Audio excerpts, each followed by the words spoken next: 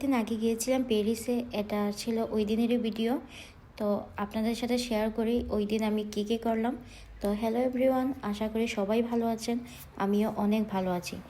ওই দিন আমরা প্যারিসের উদ্দেশ্যে রওনা ছিলাম আমাদের শহর থেকে, যেহেতু অনেক দূরে আমাদের শহর থেকে প্যারিস, তার জন্য আমরা ট্রেনে করে গিয়েছিলাম। তারপর অনেকক্ষণ জার্নি করার পরে আমরা ট্রেন থেকে নেমে একটা বাস নিয়েছিলাম। ভাবলাম প্রথমে আমরা আইফেল টাওয়ারে যাব, তারপর বাস থেকে নেমে হেঁটে হেঁটে এই চারপাশটা দেখে দেখে আমরা আইফেল টাওয়ারের উদ্দেশ্যে রওনা দিয়েছিলাম। আইফেল টাওয়ারটার পিছন দিকে আমরা গিয়েছিলাম, আমরা বাসে ওই দিকেই নামিয়ে দিয়েছিল।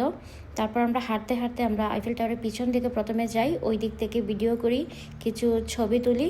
তারপর আমরা সামনের দিকে যাচ্ছিলাম, তখন কিছু ব্রেঞ্চ দেখলাম বসার জন্য, সেখানে কিছুক্ষণ আমরা বসলাম, বসে আইফেল টাওয়ারও দেখলাম, আশপাশটা দেখছিলাম, আর ঠান্ডা বাতাস একটু বইছিল, ভালোই লাগছিল। তারপর আমরা সামনের দিকে আসলাম, এই সেন নদী, ওই নদীটাও অনেক সুন্দর ছিল, ওই দিকে দেখছিলাম, আশেপাশেও দেখছিলাম, আর সামনের দিকে দেখতে অনেক ভালো লাগছিল। তবে আমি ভাবছিলাম যে রাতের বেলা আসলে আরও সুন্দর লাগতো, অনেকটা আলো ছিল, ভালো লাগতো।